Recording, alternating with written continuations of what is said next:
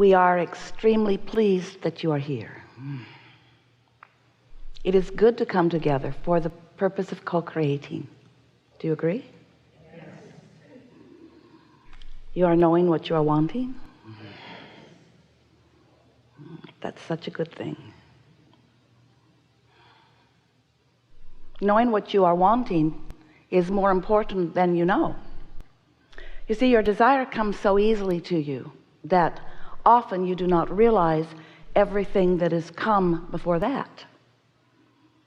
Because once you are in conscious awareness of your own desire, then the process of it turning from a conscious awareness to a full-blown manifestation is something that should delight you every step along the way. But sometimes, once you are consciously aware of a desire, if it does not feel to you that it is moving quickly enough or surely enough, if you are uncertain about it because you have beliefs that contradict your own desire, then there is a discord within you. It's like you've got a desire vibration sometimes and a belief vibration sometimes, and when they are clashing, when they are not the same, then there's discord within you. And that is in fact what every emotion that you ever feel is about. It's about the discord or the not discord. We can say it better, the alignment or not alignment, the allowing or not allowing. It's about allowing your desire or resisting your own desire. We've been talking to you about that in a variety of different ways for a number of years now. But what we want to give some emphasis to today, here and now, is what happened before that desire that you know you have became a conscious awareness to you.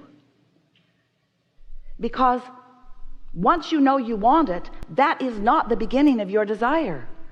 The beginning of your desire was often knowing what you don't want, often living in contrast that cause you to want this to be better, or want this to be better, or want this to be better. So through the living of life, you've been molding the clay, so to speak. You've been sifting through the data of your life, and you have been in conscious awareness of what's going on around you, and you have been through this experience of sifting and sorting, knowing what you don't want, therefore knowing what you do want. You've been putting, we've been calling them rockets of desire, because they emanate from you vibrationally without you even really knowing that it is happening. So you have been emanating rockets of desire for a long, long time. Some of them were in place even before you came into this body. And most of them are coming into place since you've been in this body. So you've been asking and asking and asking and asking in such subtle ways, and sometimes not so subtle of ways, until you have built or created or allowed to be created for you a vibrational version of a whole lot of desires. It's almost like ingredients in a cake that you've been putting there. A little bit of flour and a little bit of salt and a little bit of eggs and a little bit of milk and a little bit of this and a little bit of that, until there is a vortex. We've been calling it a vortex of creation, a vibrational version of everything that you desire. But you would not recognize it in its mixed up form, because you've been putting it in there ingredient by ingredient. You might remember the struggle you had with your mother, and you dumped a whole bunch in there. You might be remembering a relationship with a girlfriend or a boyfriend where you dumped a lot. You might recall something that happened when you were younger and made you feel bad, or even things you saw that you desired. But you do not have any real awareness, just at the drop of a hat, what is actually going on in this vortex. It's imperceivable to you sometimes. Now, what we want you to realize is law of attraction. You've been hearing us and others talking about law of attraction.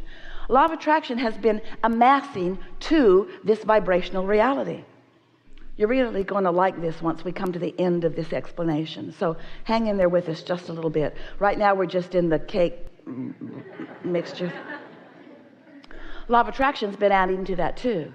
So this vibrational reality, this vibrational version of what you are creating, is becoming more and more and more and more. And a question that we have for you, and the question that we want you to begin asking yourself more and more, is as this vibrational version of you is becoming, it's almost like the gestation period. It's almost like the fetus growing in the womb. It is this vibrational version that is coming into further and further and further, larger and larger and larger possibility for your awareness. So it's growing and growing and growing, and law of attraction is causing it to grow and grow. We're talking about your desires. We're talking about your creation. We're talking about what you've been putting there through the living of your life. We're talking about a very important basis of creation. It's getting more and more and more and more. But now here's the question that we have for you. What's your mood today, right here, right now? What's your attitude? Are you joyful? Are you clear? Are you feeling appreciation? Are you ornery? Are you feeling defeated? Are you feeling depressed about something? Because your mood, which indicates your vibrational state of being, which indicates your vibrational situation right here and now, how you feel, what your mood is very important in relationship to you being receptive of what's bubbling and boiling over here in your vortex. So all of a sudden you say, oh, I have an idea. Or, oh boy, do I want that. When that desire occurs to you like that, where it thrills you, where you know that you want that, oh, I really, really want to do that or be that or have that. When that happens, that means that all this work that you have done before, all this putting your ingredients into this vortex, all of this law of attraction and your inner being and source energy's response to it, all of this becoming, and now you, somehow, some way, maybe you meditated, maybe you took a nice swim, maybe you've been walking on the beach, maybe you were just basking in appreciation of something. Doesn't matter how you got there. Somehow, some way, you got into what we are calling the receptive mode, and you were the same vibrational frequency as what your vortex has become, and you realized it for a moment. Oh, I want that. But then so often you get practical. You're not able, it seems, to keep that alive because you're not used to being in that receptive mode. It just sort of caught you off guard when you were accidentally not being the negative person you usually are. Just for a little while, you weren't complaining about something. You sort of forgot. Maybe it was first thing in the morning. Maybe the person that you usually complain to wasn't available. They weren't answering your texts or your phone calls. And so you weren't beating the drum of all of the beliefs that are keeping you from all of the things that you want. You were accidentally, or maybe deliberately, but probably accidentally, in the receptive mode, and oh, you got the idea. Oh, feels so good to feel like that for a moment, doesn't it? So what we are wanting to talk to you about all day, every day, is how you can recognize that receptive mode. Oh, the idea came, and then spend more of your time getting the rest of your thought to not trample and kill that thought. To get yourself into the place where you allow this desire to be believed by you. Talk yourself into believing it a little bit at a time by no longer beating the drum of the things that counteract it, that disapprove of it or that disagree of it. So almost the first words that we spoke through Esther all those many years ago were, if you want something and believe it, then it is. In other words, if you have a desire and you're not contradicting it, when you say, I want it and, instead of I want it but, I want it and, I want it because, I want it and, that's so much different than I want it but, however. So as you bring all of that past reality, you see, you didn't come to face reality. Facing the reality that you've been living will deny the reality that you are creating. You didn't come to face reality, you came to create reality. You are the creator of your own experience, and you do it all day, every day, through the thoughts that you think, through the words that you speak. So what you think matters a lot, and you can't get away with negative commentary. You can't get away with those uncomfortable thoughts and statements and beliefs and allow what you really want to come into being. You were non-physical energy before you came into this body, but you still are, the largest part of you, non-physical energy. And so as you come into this body, oh, such a wonderful thing you've done. And you sift and sort, and you create this vortex, which is your future manifestations. But also, once you launch a rocket of desire, everything changes. You are adding to the expansion of the universe with every exposure to life that you are living.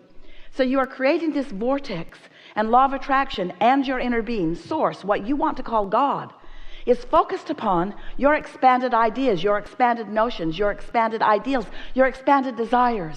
And so once life causes you to ask for something, even if it's such a soft, gentle asking that it's imperceivable to you long term, your asking never stops being heard, and it becomes greater and greater and greater until it is almost tangible. You can almost see it and hear it and smell it and taste it and touch it, but you can't, because it's still a vibrational version. And the thing that goes wrong, not wrong, yeah, wrong, no, not so, it's not wrong, nothing's ever wrong. The thing that goes, no, it's not wrong.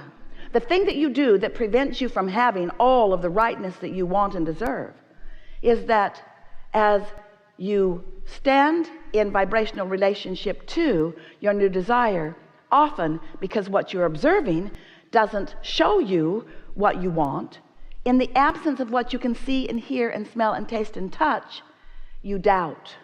And when you doubt, you disallow your desire to turn into reality. Some years ago, Jerry was talked about it for a long time. Esther and Abraham are doing it now.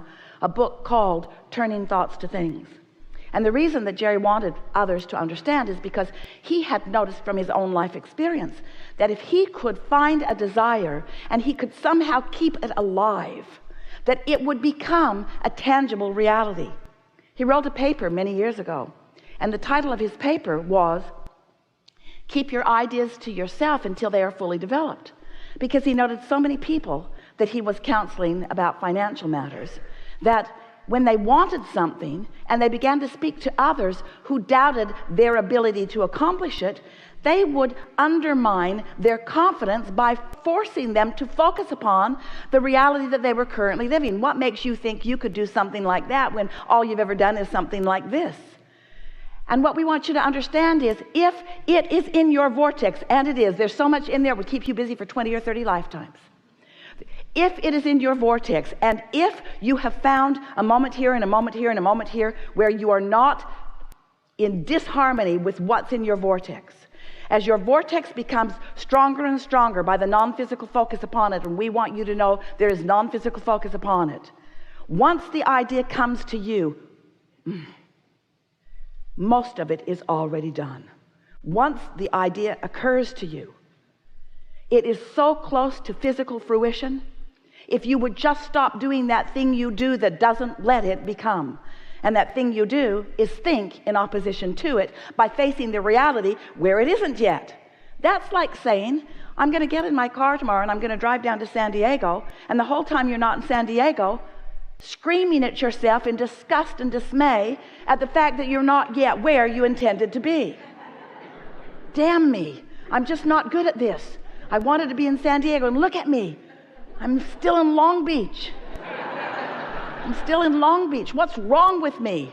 It's probably my mother's fault. She didn't do me right.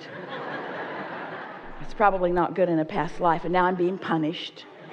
And what we want you to understand is that there's this delicious process of your thoughts becoming a thing. You get to watch the entire universe come into cooperation with you to accomplish anything that you desire. There is nothing that is off limits for you.